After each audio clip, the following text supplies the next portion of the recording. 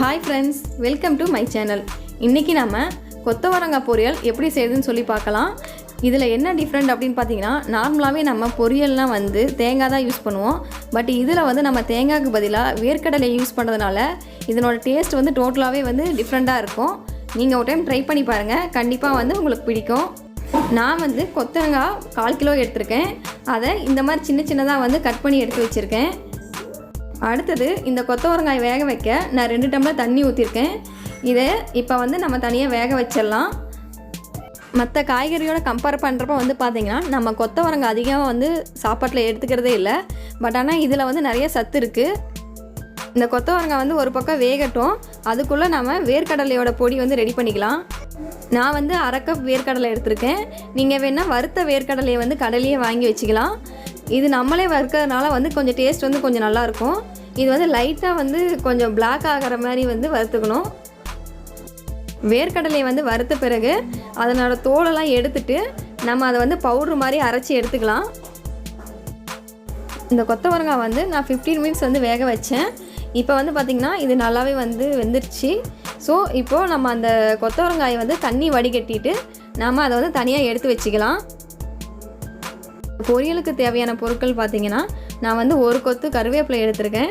அடுத்தது சின்ன வெங்காயம் 4 கட் பண்ணியிருக்கேன்.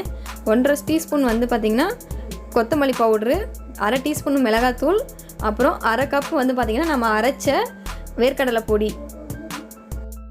நான் கடாயில் 2 டேபிள் ஸ்பூன் வந்து ஆயில் எடுத்திருக்கேன். ஆயில் காஞ்சதுக்கப்புறம் கடுகு ஆட் பண்ணிவிட்டு, கடுகு பொரிஞ்சதுக்கப்புறம் வந்து பார்த்திங்கன்னா உளுத்தம்பருப்பு கடலைப்பருப்பு நான் போட்டிருக்கேன். அடுத்தது நம்ம இப்போ வெங்காயத்தை வந்து ஆட் பண்ணிடலாம். வெங்காயம் வந்து கொஞ்சம் லைட்டாக வதங்கினதுக்கப்புறம் நான் வந்து கருவேப்பிலை ஆட் பண்ணியிருக்கேன். நான் எப்பயுமே வந்து வெங்காயம் லைட்டாக வதங்கினதுக்கப்புறம் தான் கருவேப்பிலை ஆட் பண்ணுவேன்.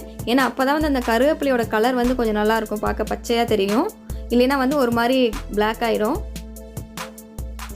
அடுத்தது நம்ம தனியாக வேக வச்சு எடுத்து வச்சுருக்க அந்த கொத்தவரங்காயை வந்து ஆட் பண்ணிடலாம். அடுத்து ஒரு கொஞ்ச நேரம் வந்து லைட்டாக கலக்கி விட்டுடலாம். ஒரு 2 மினிட்ஸ் கழித்து அதில் 1/4 டேபிள் ஸ்பூன் வந்து மஞ்சள் தூள், கொத்தமல்லி தூள், அப்புறம் மிளகாய் தூள், இது 3மே வந்து ஆட் பண்ணிடலாம். இதுலேயே தேவைக்கேற்ற அளவு வந்து உப்பையும் சேர்த்து ஆட் பண்ணிடலாம். ஒரு 5 மினிட்ஸ் வந்து இந்த பொடி வந்து நல்லா வதங்கட்டும். அதுக்கப்புறம் நம்ம இந்த அரைச்சி வச்சுருக்க அந்த வேர்க்கடலோட பொடி வந்து நம்ம ஃபைனலாக வந்து ஆட் பண்ணிக்கலாம். இதை ஆட் பண்ணிவிட்டு ஒரு 2 மினிட்ஸ் வந்து நீங்கள் வந்து இது ஒன்றா சேர்ந்து கலக்கி விட்டால் போதும், ரொம்ப நேரம் தேவையில்லை. இந்த கொத்தவரங்காய் வந்து பார்த்திங்கன்னா ப்ரெக்னெண்ட்டாக இருக்கவங்க அடிக்கடி சேர்த்திக்கலாம். இதில் வந்து நார்ச்சத்து நிறையாவே இருக்குது. இதில் கலோரி வந்து கம்மி, பட் ஆனால் வந்து விட்டமின்ஸு நிறையாவே இருக்குது. ஸோ வந்து நீங்கள் வீக்லி ஒன்ஸ் வந்து இந்த கொத்தவரங்காய் பொரியலை வந்து சேர்த்துக்கிட்டிங்க அப்படின்னா இது உடம்புக்கு வந்து ரொம்ப நல்லது. அவ்வளோதான், நம்மளோட இந்த டேஸ்ட்டான வந்து கொத்தவரங்காய் பொரியல் வந்து ரெடி ஆயிடுச்சு. இந்த பொரியல் வந்து உங்களுக்கு பிடிச்சிருக்குன்னு நினைக்கிறேன். இது வரைக்கும் நம்ம சேனலை சப்ஸ்கிரைப் பண்ணாதீங்க, மறக்காமல் பண்ணிவிடுங்க. தேங்க்யூ ஃபார் வாட்சிங்.